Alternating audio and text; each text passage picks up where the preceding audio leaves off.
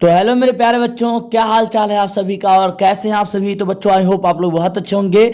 आज की इस वीडियो को देखने के बाद आपका 6 नंबर 100% पक्का हो जाएगा। ये वीडियो आप सभी के लिए सबसे ज़्यादा इंपॉर्टेंट बच्चों, क्योंकि आज के इस वीडियो में मैं लेकर आ गया हूँ कक्षा 10 हिंदी के महत्वपूर्ण गद्यांश को, जो कि 2025 बोर्ड एग्जाम में 100% आने के चांसेस हैं। और ये हर बार पूछे जाते हैं। 7 से 8 ऐसे गद्यांश हैं जो आपके बोर्ड एग्जाम के लिए वरदान साबित होने वाले हैं। मतलब इसी से आएगा, 100% फिक्स है। ये बहुत ही ज़्यादा मेहनत से तैयार की गई है वीडियो बच्चों। अगर अभी आप भी चाहते हो 70 में 70 स्कोर करना, तो बच्चों इस वीडियो को आपको पूरा देखना चाहिए। अगर चैनल पर पहली बार चैनल को सब्सक्राइब कर लेना चाहिए और वीडियो को लाइक कर दीजिए और प्यारा सा एक कमेंट कर दीजिए। चलिए आइए मैं आपको बताता हूँ कि आखिर वो टॉपर जो है वो टॉपर कैसे होते हैं, या फिर टॉपर जो है कैसे लिखते हैं आखिर। ठीक है, उसके पीछे क्या राज होता है, वो कैसे संदर्भ, व्याख्या और प्रसंग ये सब सारा लिखते हैं जिससे उनको फुल मार्क्स मिलता है, और क्या क्या महत्वपूर्ण गद्यांश है इस वीडियो में हम सभी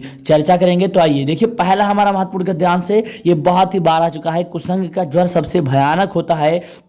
यह केवल नीति और सद्वृत्ति का ही नाश करता है, बल्कि बुद्धि का भी क्षय करता है। किसी युवा पुरुष की संगति यदि बुरी होगी तो उसके पैरों में बंधी चक्की के समान होगी, तो उसे दिन दिन अवनति के गड्ढे में गिराती जाएगी। ये बहुत ही ज़्यादा इंपॉर्टेंट है, बहुत ही ज़्यादा बार बोर्ड एग्जाम में आया हुआ है। अगला देखिए, अगला है ईर्ष्या की बड़ी बेटी का नाम निंदा है। ईर्ष्या की बड़ी बेटी का नाम निंदा है। जो व्यक्ति ईर्ष्यालु होता है वह व्यक्ति बुरी किस्म का निंदक भी होता है। दूसरे की निंदा वह इसलिए करता है कि इस प्रकार दूसरे लोग जनता अथवा मित्रों की आंखों में गिर जाएंगे, और तब जो स्थान रिक्त होगा उस पर अनायास मैं ही बैठा रहूँगा। अगला देखिए, बहुत ही इंपॉर्टेंट ये है कि यह एक नैतिक और आध्यात्मिक स्रोत है। यह एक नैतिक और आध्यात्मिक स्रोत है जो अनंत काल से प्रत्यक्ष या अप्रत्यक्ष रूप से इस सारे देश में बहता आ रहा है।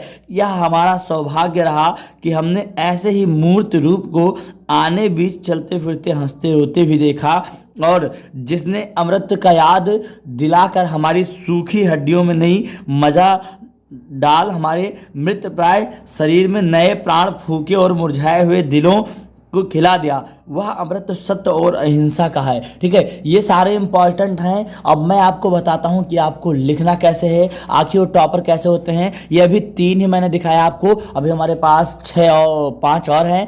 आपको 8 में बता रहा हूँ, और फिक्स है कि इसी 8 से आएगा। आपको मैं 8 बता रहा हूँ, फिक्स है कि इसी 8 से आएगा। तो मैं आपको बता रहा हूँ कि जो है कैसे लिखना है। तो देखिए, सबसे पहला चीज़ आपको मैं बता दूँ कौन कौन से चैप्टर इंपॉर्टेंट हैं। तो भैया गद्य में सबसे पहला चीज़ ममता इंपॉर्टेंट है, ममता, और जिसके लेखक कौन है, जयशंकर प्रसाद जी हैं। जयशंकर प्रसाद जी हैं, जयशंकर प्रसाद जी हैं। आपका ममता जो चैप्टर है ये बहुत इंपॉर्टेंट है। अगला जो आपका है वो मित्रता चैप्टर है, और मित्रता के लेखक कौन हैं, तो आप कहेंगे सर जी आचार्य रामचंद्र शुक्ल जी हैं। कौन हैं, आचार्य रामचंद्र शुक्ल जी हैं। आचार्य रामचंद्र शुक्ल जी हैं, मित्रता के लेखक आचार्य रामचंद्र शुक्ल जी हैं। और तीसरा अगर आएगा तो आएगा क्या, ईर्ष्या तू न गई मेरे मन से।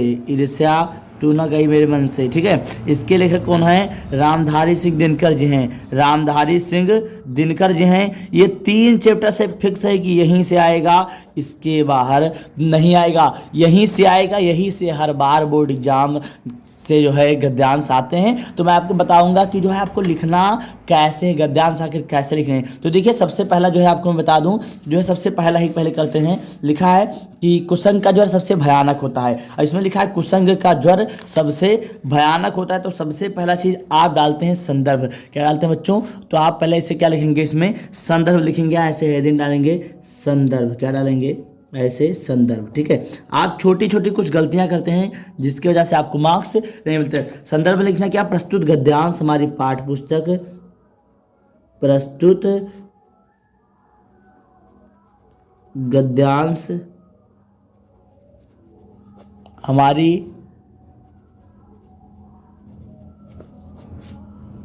पाठ्य पुस्तक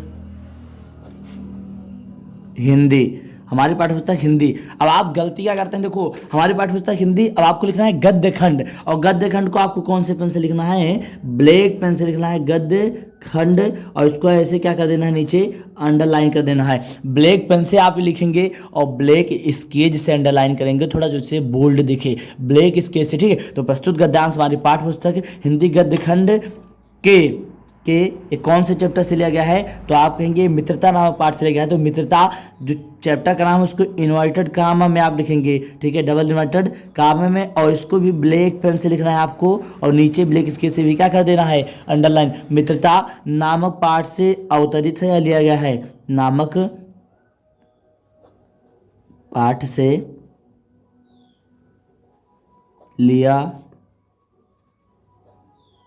गया है, जिसके बच्चों अगर ये गद्य है तो आप लेखक लिखेंगे, और आप सबसे बड़ी गलती यही करते हैं, कहीं कहीं रचयिता लिख देते हैं, कहीं कहीं कवि लिख लेते हैं। भैया जिसके लेखक कौन है, मित्रता के लेखक कौन है, आचार्य रामचंद्र शुक्ल जी हैं, तो उसको भी आपको क्या लिखना है, ब्लैक पे से आचार्य इन्वर्टेड कॉमा में भी लिखना है, आचार्य रामचंद्र शुक्ल, और फिर डबल इन्वर्टेड कॉमा बंद कर देना, नीचे फिर अंडरलाइन, आचार्य रामचंद्र शुक्ल जी हैं, जी हाँ।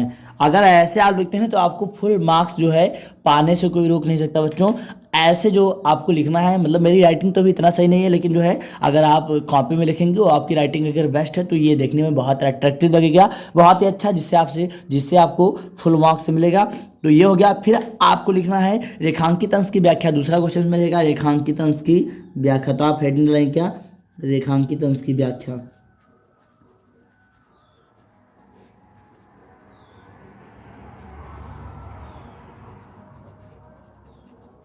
रेखांकित अंश की व्याख्या, और ऐसे आप करेंगे, और इसमें लिखना है क्या कि लेखक कहता है कि, सबसे पहला आपको काम यही कहना है, लेखक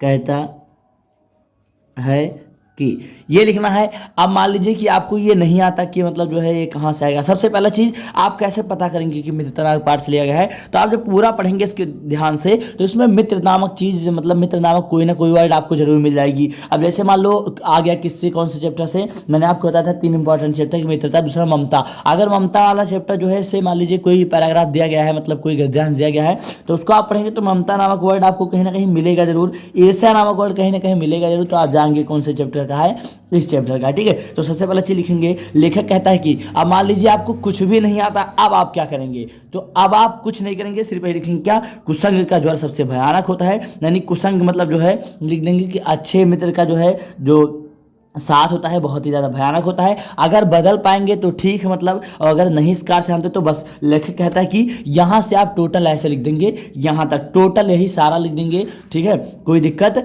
नहीं है, ठीक है। आपको ऐसे करना है, अगर नहीं आते हैं तो देखो मैंने आपको 3 इंपॉर्टेंट, देखो जैसे ये लिखा है ईर्ष्या की बड़ी बेटी, यानी ये ईर्ष्या नामक पाठ से लिया गया, मतलब ईर्ष्या तू न गई मेरे मन से लिया गया है वहाँ से। अब जैसे मान लो और तुमको इंपॉर्टेंट कौन है, तो देखो ये इंपॉर्टेंट है अगला, ईर्ष्या से बचने का उपाय मानसिक अनुशासन है। जो व्यक्ति ईर्ष्यालु स्वभाव का होता है उसे फालतू बातों के बारे में सोचने की आदत छोड़ देनी चाहिए। उसे यह भी पता लगना चाहिए कि जिस अभाव के कारण वह ईर्ष्यालु बन गया है, ठीक है। अगला देखो कौन सा इंपॉर्टेंट है, तो अगला 5 नंबर लिखा है हिंदी में प्रगतिशील साहित्य का निर्माण हो रहा है। मतलब हिंदी ये लिखा दिया गया है संस्कृति सभ्यता और संस्कृति से लिया गया है। इसके लेखक है डॉक्टर राजेंद्र प्रसाद। ये भी आ गया है, मतलब जो है ये भी आता है। अगला देखिए लिखा है जो वृद्ध हो गए हैं वो अपनी बाल्य अवस्था और तरुण अवस्था से दूर हटाए हैं, उन्हें अपने अतीत काल की स्मृति बड़ी सुखद लगती है, वे अतीत का ही स्वप्न देखते हैं। ये भी इम्पॉर्टेंट है आपका।